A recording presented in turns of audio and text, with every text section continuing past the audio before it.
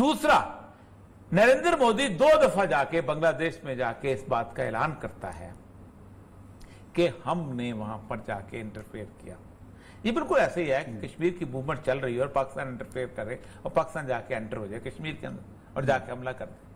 35,000 आपकी टोटल फौज थी वहां डिप्लॉयड, और जो सूरत हाल थी और जिस इंटरनेशनल प्रेशर था उसके ऊपर किसी वक्त अगर तफसील से गुफ्तगू कर दिया पता चल जाएगा पूरी इंटरनेशनल फोर्सेस इस बात पे लगी हुई थी। अब तो किसिंजर के और वो निक्सन के वो डॉक्यूमेंट जो है वो सामने आ गए कि किसिंजर कहता है कि इंदिरा गांधी यहाँ आई थी और हमने उसको कोई बॉम्ब वेबसाइट नहीं दी, और उसने कहा कि इंडियंस आर द बास्टर्ड्स, ये फिक्रे लिखे हुए उसके ऊपर बाकायदा उन, और वह वहां जाएगी और जाके जंग छेड़ देगी। और उसने कहा हमने चीन से कहा कुछ करो, चीन ने कुछ नहीं साथ दिया, रूस ने कहा उसने कोई साथ नहीं दिया, और हमारे लिए खौफ था कि अगर यहाँ पर ये पूरा इलाका रूस के हिस्से में चला गया तो हम तो निकल जाएंगे।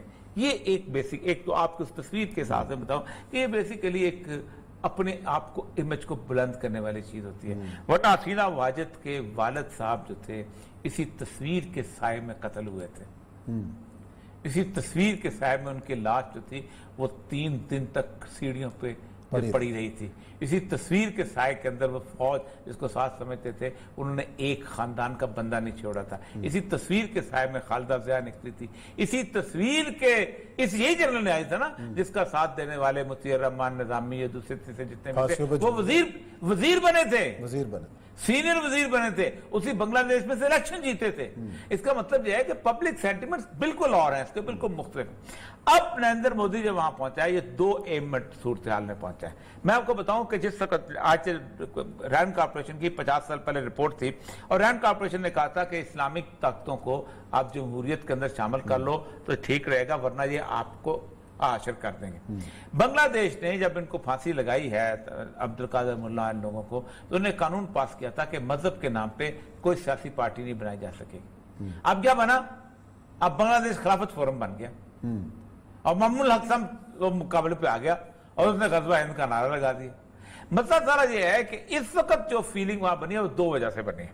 एक तो इस वजह से बनी है कि बांग्लादेश के लोग जो है वो कहते ये हैं कि जो इकोनॉमी की सूरत हाल आप पोर्ट्रे करते हो कि आप कहते फॉरेक्स रिजर्व ये हो गए, ये एक्सपोर्ट बन गया, ये ट्रेड लेवल आ गया, वो हमारे नजर नहीं आते आम आदमी में। वरना 1 करोड़ बंगाली इंडिया कम से कम न जाए नौकरी करने, दुबई चला जाए, इंग्लैंड चला जाए, यूरोप चला जाए, कहीं इंडिया जाना तो 71 से पहले भी मतलब अच्छा नहीं समझा जाता था। कहते कि यार इंडिया में जिस तरह की गुर्बत हमारी है वैसे गुर्बत तो आज भी गुर्बत के हिसाब से आम छोटे लेवल की गुर्बत बराबर है वहां पर।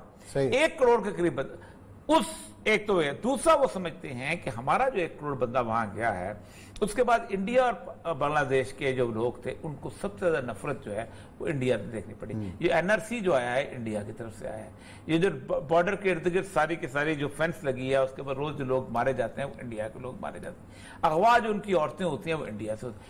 ये वो एक नफरत की फिजा है जिसको आप कहते हैं रिलीजियस हो गए।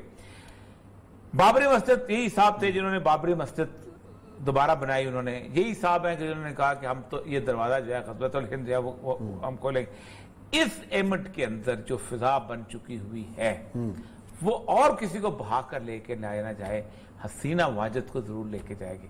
और आज अमेरिकन ये वाशिंगटन पोस्ट पढ़ रहा था कि इसके पीछे चाइना है। अच्छा, इसके पीछे अच्छा वो कहते हैं चीन जो है ये एक्सपेक्ट कर रहा है हसीना वाजिद और इंडिया की दोस्ती में वो अपना उल्लू सीधा करने की कोशिश जो भी है वो कहते हैं किसी के हाथ से मरे तो सही। वज़ीर-ए-आज़म भारत के नरेंद्र मोदी साहब बांग्लादेश गए, वहां पे उनके जाने से पहले शदीद मुजाहरों का सिलसिला जारी रहा और उनके जाने के बाद भी पुरतशद्दुद मुजाहरे जारी हैं। और जो एक तस्वीर सामने आई कि तस्वीर के सामने बैठकर वज़ीर-ए-आज़म हसीना वाजिद और साथ उनके नरेंद्र मोदी साहब ने जो प्रेस कॉन्फ्रेंस की, क्या पैगाम देना चाहते थे दोनों मिलकर। और इस वक्त जो बांग्लादेशी अवाम का मूड है कि वज़ीर-ए-आज़म नरेंद्र मोदी के दौरे के बाद जो इश्तियाल पैदा हुआ है उनके अंदर वो क्या मैसेज दे रहा है। और ये साहब ये तो बिल्कुल उलट एक बयानिया उनका है कि जो नरेंद्र मोदी और हसीना वाजिद ने बैठ के जो दिखाने और बताने की कोशिश की है वो एक तरफ, और जो बांग्लादेश के अवाम का उस दौरे के खिलाफ रिएक्शन है वो अब भी भुगत रही है। देखिए ये इंडिया का एक बड़ा पुराना रेटोरिक और स्टाइल है। जिस तरह हमारे यहाँ स्टाफ कॉलेज है, इस तरह वहाँ पे स्टाफ कॉलेज है इंडिया के अंदर। और ये डिप्लोमेटिक नॉर्म्स के खिलाफ होता है कि जब इस तरह की सूरत हाल करते हैं। तो पाकिस्तान का सफ़ीर यहाँ भी आता है, इंडिया का सफ़ीर, हमें जब स्टाफ कॉलेज में थे तो इंडिया का सफ़ीर आया था, लेक्चर हुआ था, हमने गुफ्तगू उसको जवाब भी पूछा। इस तरह पाकिस्तान का सफ़ीर भी वहाँ जाता है लेक्चर देने के लिए और फिर सवाल पूछे।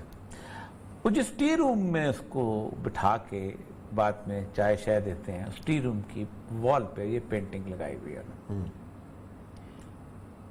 ये बिल्कुल ऐसे ही है कि आप जर्मनी में चांसलर शमिट उसको बुलाएं, फ्रांस में, इंग्लैंड में, और पीछे हिटलर की जो खुदकुशी वाली तस्वीर लगा दें।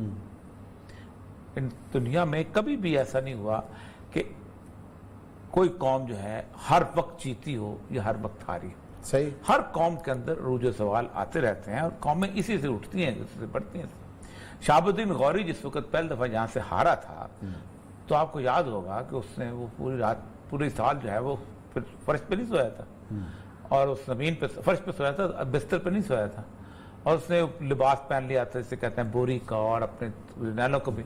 और साल बाद जब आया था तो उसने उसी पृथ्वी राज की ऐसी की तैसी फेर दी थी। तो असल मसला यह है कि ये डिप्लोमेटिक नॉर्म्स के खिलाफ होता है।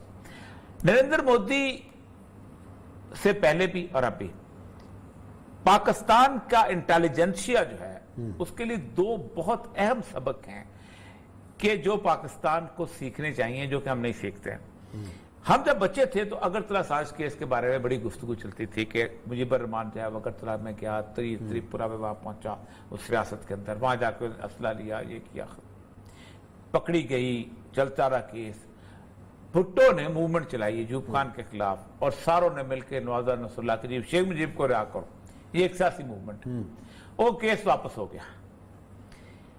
2011 में अब्दुल करीम एक बंदा है जो उन 35 लोगों में से था, वो असेंबली में अंदर खड़े होकर कहता है कि मैं आज बंगाली कौम को बताता हूं कि मैं उन लोगों में से था, और हम बड़े फख्र से कहते हैं कि हम वहां गए थे, हमने वहां असला भी लिया था, और शेख मुजीबर रहमान भी हमारे साथ था, और ये था। तो वो सारे लोग जो वहां से उस वक्त तक जहां पाकिस्तान के जितने भी चले आते, मैं नाम ले सकता हूं, तारक अली साहब की वालदा थी तारा मजहर अली थी, मजहर अली खान, ये सारे लेफ्टिस्ट के थे, प्रो इंडियन और प्रो रशिया ग्रुप जो था, वो सारे कहते थे कि ये झूठा केस बनाया, ये अयूब खान ने बनाया। वो वहां पे सच्चा साबित करते थे। दूसरा, नरेंद्र मोदी 2 दफा जाके बांग्लादेश में जाके इस बात का ऐलान करता है कि हमने वहां पर जाके इंटरफेयर किया। ये बिल्कुल ऐसे ही है कि कश्मीर की मूवमेंट चल रही है और पाकिस्तान इंटरफेयर करे, और पाकिस्तान जाके एंटर हो जाए कश्मीर के अंदर और जाके हमला कर दे। 35,000 आपकी टोटल फौज थी वहां डिप्लॉयड, और जो सूरत हाल थी और जिस इंटरनेशनल प्रेशर टास्क पर किसी वक्त अगर तफसील से गुफ्तगू कर दे पता चल जाएगा, पूरी इंटरनेशनल फोर्सेस इस बात पे लगी हुई थी। अब तो किसिंजर के और वो निक्सन के वो डॉक्यूमेंट जो है वो सामने आ गए कि किसिंजर कहता है कि इंदिरा गांधी यहाँ आई थी और हमने उसको कोई वार्म रिएक्शन नहीं दी।